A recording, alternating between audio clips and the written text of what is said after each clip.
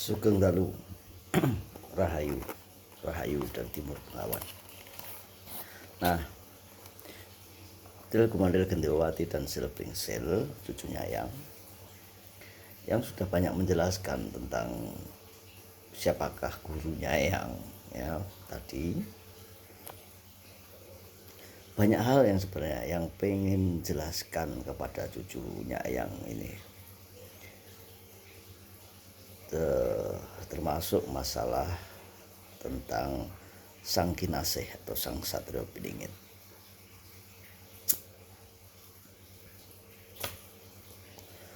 Kalau Silbringsel selalu menentang siapa itu Satrio Piningit dan menentang kehadirannya. Tapi kalau Del Gumandel Gendewati, dia selalu merujuk sesuatu pada ikon Sang Kinasih itu. Nah, yang sudah menjelaskan banyak hal tentang bagaimana terjadinya ketidaksetujuan atas bahasa dari Silbringsel bahwa kita menciptakan sang pencipta, ya, bukan menciptakan tapi menghadirkan. Kenapa yang bilang bukan menciptakan tapi menghadirkan? Yang mengambil contoh yang simpel, ya, semuanya ini penuh dengan tipis-tipis pokoknya. Di dalam kehidupan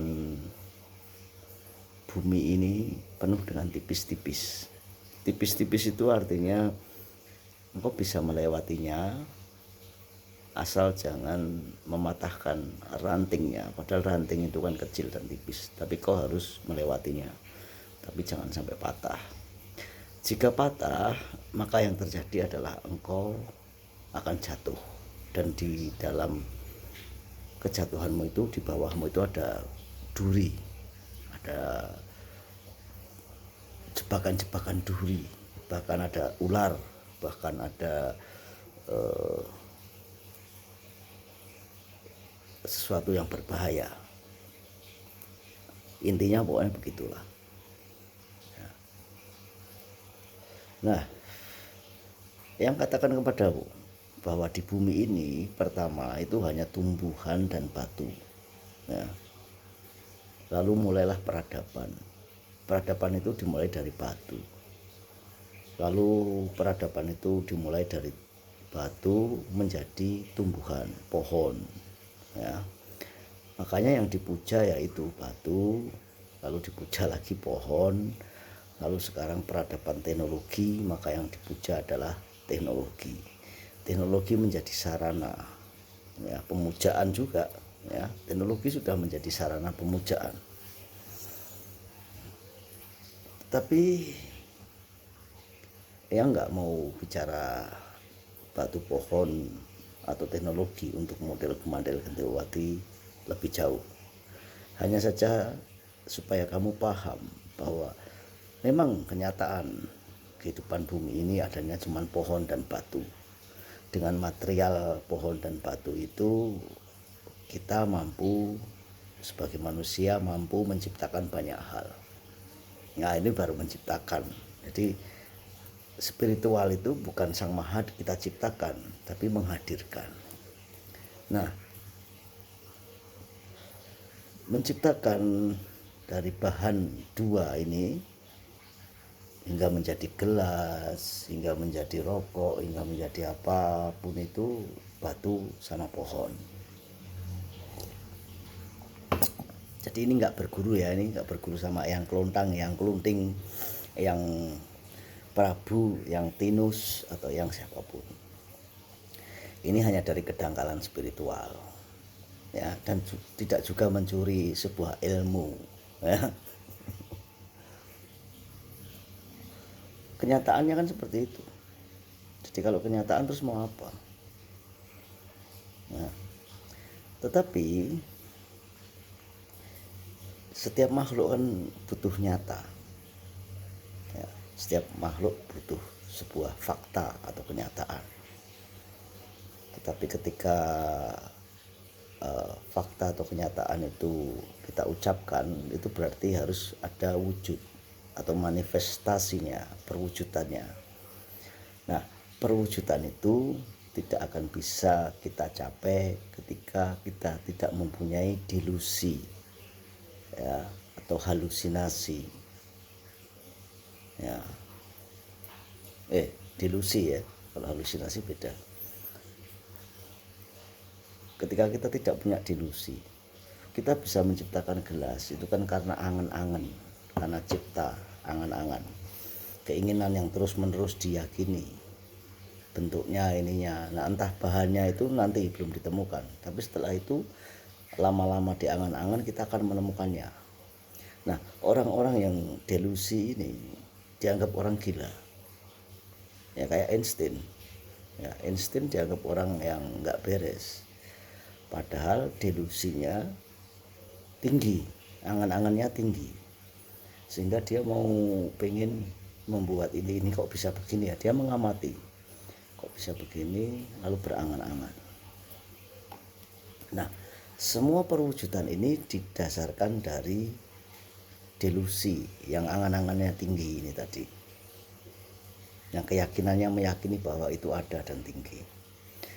Nah, sekarang engkau meyakini adanya pencipta tentang jagat ini. Nah, lama-lama ketika engkau yakini, lalu ada proses perwujudan, manifestasi. Nah, manifestasi ini bisa memanifestasi, mewujud ke dalam sebuah karakter atau sifat, ya, bisa eyang, bisa sel bengsel, bisa del kumandel. Paham, ya? Jadi delusi, angan-angan, keyakinan ini diprogram dalam pikiran, lalu lama-lama akan berwujud. Seperti sang pencipta halnya, ya, dia selalu diyakini terus ada wujud, tapi wujudnya, manifestasinya dalam sebuah sifat atau karakter, tapi entah itu di dalam wadah manusia atau wadah apapun itu. Makanya ya nggak heran di zaman batu orang percaya dengan batu, karena diyakini setiap kesulitan dia datang ke batu itu, setiap kesulitan datang ke batu, diangan-angan masalahnya selesai, datang ke batu masalahnya selesai, datang ke batu masalahnya selesai. Diyakini bahwa angan-angannya, keyakinannya bahwa batu itulah yang menciptakan sebuah keajaiban. Nah, lalu diangan-angan lagi di tempat yang berbeda. Nah, ketika itu diangan-angan, karena peradaban semakin modern, diangan-angan jadilah manusia yang mempunyai sifat karakter keilahian atau ketuhanan. Lalu diikutilah dia. Apakah nanti teknologi tidak akan bisa bermanifestasi menjadi keilahian itu tadi?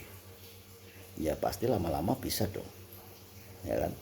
Lama-lama akan bisa, karena delusi, karena sang penciptaan teknologi ini nggak terhenti sampai di sini.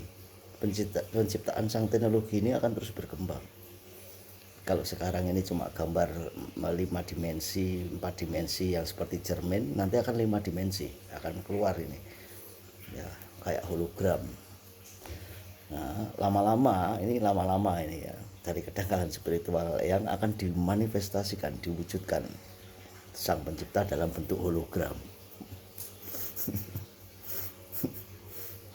Nah, tetapi ada orang yang dengan delusinya itu menyerah, dengan tingkat delusi yang mudah menyerah. Makanya mimpinya selalu lepas, cita-citanya lepas, ya, tidak bisa meraih mimpi. Makanya yang kemarin diketawa gitu, yang orang ditanya itu, tanya ini kalimat pertanyaan yang asik ya, yang ditanyakan seseorang kepada Eyang waktu di tempatnya Mas Jaya Dwipa. Eyang pernah melihat sesuatu, pergi ke alam astral atau ke alam? Iya, yang jawab iya, sering. Ya, setengah mimpi setengah tidak, di tengah-tengah itu. Lalu yang diketawakan, wah kakak gitu kan, setengah mimpi setengah tidak, melihat makhluk astral kok setengah mimpi setengah tidak. Ketika engkau menertawakan yang berarti engkau belum tahu ya. Emang pada kenyataannya seperti itu. Kenapa seperti itu? Karena itu delusi, keyakinan tingkat tinggi. Nah, keyakinan tingkat tinggi itu momennya itu hanya kamu yang bisa nyetel, hanya kamu yang bisa memfrekuensikan kapan, itu kan hanya kamu ya. Kamu mau nyetel saat kamu setiap kali masak kamu melihat sesuatu, setiap kamu di jalan kamu melihat sesuatu, atau setiap kamu duduk termenung kamu melihat sesuatu, atau kamu berlari kamu melihat sesuatu ya.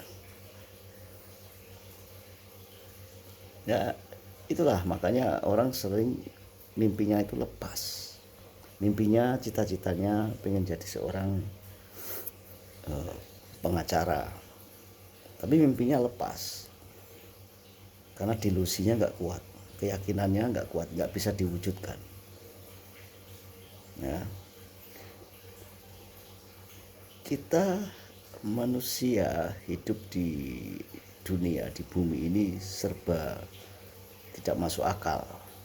Banyak yang tidak masuk akal, tapi banyak juga yang logika, tapi banyak juga yang tidak masuk akal.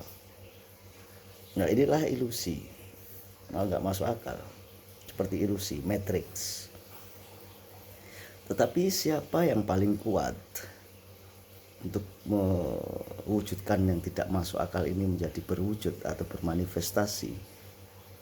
Disitulah dia yang menang, karena 4 unsur sudah dikuasai, air, api, angin, tanah, diwujudkan dalam kehidupan, bahkan diperjualbelikan ya, seperti yang katakan, energi air, energi penciptaan manusia terbuat dari air, maka diwujudkan menjadi sebuah keyakinan ya. Energi api diwujudkan menjadi sebuah pendidikan, karena api itu adalah keinginan hasrat ya. Ingin hasrat itu kan cita-cita. Untuk menggapai cita-cita, untuk menggapai sebuah cita-cita, kamu butuh pintar butuh sekolah, kamu mengeluarkan biaya ya. Air, api, angin teknologi 5G ya, merambat melalui angin. Kamu butuh informasi, butuh apapun, kamu butuh biaya, kuota, teknologi. Nah, tanah itu berhubungan dengan tabib, makanya yang kemarin bilang tabib farmasi tanah ya, untuk energi kesembuhan. Tanaman-tanaman itu kan hidupnya di tanah. Untuk sehat kamu butuh duit. Nah, inilah dia ya. Bisa menangkap nggak bahasanya yang kayaknya Silpringsil ini, karena dia dengan keyakinannya yang kuat, wah aku hanya meyakini ini saja, satu saja, ya sudah, kamu nggak akan memahami ya, karena kamu mempunyai doktrin yang kuat. Tetapi lepaskanlah dirimu dari sebuah doktrin dan dogma itu, mulailah membangkitkan kesadaran spiritualmu, memahami tentang sesuatu yang kelihatannya itu sounds, terdengar negatif tapi nggak negatif. Delusi itu kan terdengar negatif bahasanya, wah kamu punya delusi ya, negatif. Tetapi sebenarnya delusi itu adalah hal positif, karena dengan delusi, dengan keyakinan yang sebenarnya tidak mungkin, bisa terwujud menjadi mungkin ya. Jadi delusi itu awal dari manifestasi, awal dari perwujudan yang tidak mungkin menjadi mungkin. Kira-kira begitu ya. Entahlah itu. dari kedangkalan spiritual yang bagi yang nggak paham, yang mungkin masih wis pokoknya klenik ya semonggo, pokoknya ini semonggo, terserah itu kamu, kiranya begitu ya. Rahayu dari Timur Bengawan.